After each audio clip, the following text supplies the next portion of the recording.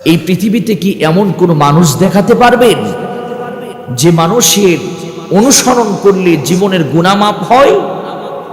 কোন পীর সাহেব এমন আছে? জোরে বলেন, এমন কোন পীর সাহেব আছে? আজকে তো পীরের নামের ভণ্ডামি চলছে, কথা বলেন ঠিক কি না? রাজবাড়ির গোয়ালন্দতে একজন ভণ্ড পীর, যিনি ৮০ দশক থেকে নিজেকে ইমাম মাহাদি দাবি করে এসেছে, তার নাম হচ্ছে নুরুল হক, তাকে ডাকা হয় নুরা পাগলা হিসাবে। সে নিজে আমাদের কালিমাকে পরিবর্তন করে দিয়েছে, সে নিজে নিজে কালিমা বানিয়েছে, নিজেকে সে মাঝে মাঝে আল্লাহ দাবি করে। জোরে বলেন নাউজুবিল্লাহ। সে আমাদের নবীকে বিশ্বাস করে না। সে বারবার মানুষের কাছে এই ভণ্ডামো করছিল, এলাকার লোকজন তাকে টেনে দিয়েছিল, বিতাড়িত করে দিয়েছিল। সে আবার এলাকায় তওবা করে এসে ঢুকে আবার এলাকার ভিতরে ভণ্ডামো এই তাণ্ডব চালিয়েছিল। হঠাৎ করে এই নুরা পাগলা ইন্তিকাল করার পর তার কবরকে 12 ফিট উপরে উঠিয়ে কাবার আদলে একটি কবর কাবার মতো বানিয়ে ভক্তবিন্দুরা সেখানে বিভিন্নভাবে পূজার মতো একটি কাজ করতে শুরু করলো। এলাকার তৌহিদি জনতা, ওলামা হযরত বারবার প্রশাসনের কাছে দরখাস্ত দিয়ে এই ভণ্ডামি বন্ধ করার জন্য দাবি জানিয়েছে, কিন্তু ওই ভণ্ডামি বন্ধ না করার কারণে তৌহিদি জনতা বিক্ষুব্ধ হয়ে কবর ভেঙে লাশ কবর থেকে উঠিয়ে এই কবর থেকে লাশ উঠিয়ে লাশ পুড়ে ছারখার করে দিয়েছে। ইসলাম কোনো লাশ পোড়াকে সাপোর্ট করে? কথা বলেন, সাপোর্ট করে? মৃত্যুবরণ করার পর তার হিসাব হবে আল্লাহর সাথে। কিন্তু এখানে যারা লাশ পুড়েছে নিঃসন্দেহে আমাদের দেশে ঈমান আমলের উপরে আঘাত আনার একটি কাজ করেছে, কথা বলেন ঠিক কি না? কিন্তু এখানে কার দোষ দিবেন? সেই ঘটনাকে কেন্দ্র করে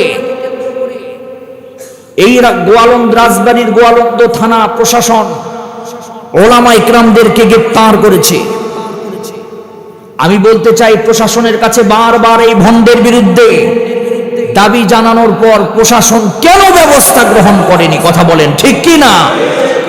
এখন যখন একটি ঘটনা ঘটে গিয়েছে, সেখানে এখন ওলামাদের হযরতদেরকে, এমনকি ফেসবুকে দেখলাম ওলামা হযরতদেরকে মসজিদে আসাও পর্যন্ত বন্ধ করে দিয়েছে, দৌড়ের উপর রেখেছে।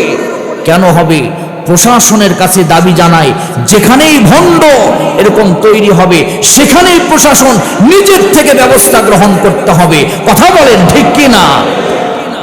এরপরে কোনো দুর্ঘটনা ঘটে গেলে তৌহিদি জনতার দোহাই দিয়ে ওলামা হযরতদেরকে এরকম পেরেশানি হয়রানি করা, এটা যুক্তিযুক্ত নয়। এর দায়ভার প্রধান উপদেষ্টাকেই নিতে হবে, কথা বলেন ঠিক কি না?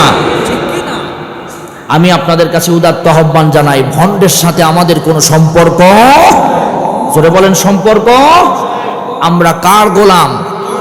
আমরা অনুসরণ করব মুহাম্মাদুর রাসূলুল্লাহ সাল্লাল্লাহু আলাইহি সাল্লাম।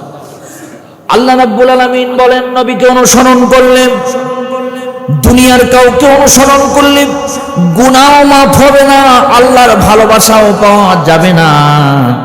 যদি নবীর অনুসরণ করা হয়, আল্লাহ পাক সাথে সাথে বান্দাকে ভালোবেসে জীবনের গুনাহ আল্লাহ পাক মাফ করে দিবে। সেই ঘোষণাই সূরা আলে ইমরানের ভিতরে আল্লাহ পাক দিয়েছে। তার মানে জীবনের গুনাহ যদি মাফ করে নিতে চাই, তাহলে আমাদের কথা হচ্ছে দুনিয়ার কোনো আদর্শের পিছনে আমাদেরকে ছোটা যাবে না। একমাত্র আদর্শ হবে আমাদের মুহাম্মাদুর রাসূলুল্লাহ সাল্লাল্লাহু আলাইহি ওয়াসাল্লাম। তাহলে আল্লাহ পাক আমাদের জীবনের গুনাহ মাফ করে দিবেন, আল্লাহ আমাদেরকে নিজেও ভালোবাসবেন। জোরে বলেন সুবহানাল্লাহ।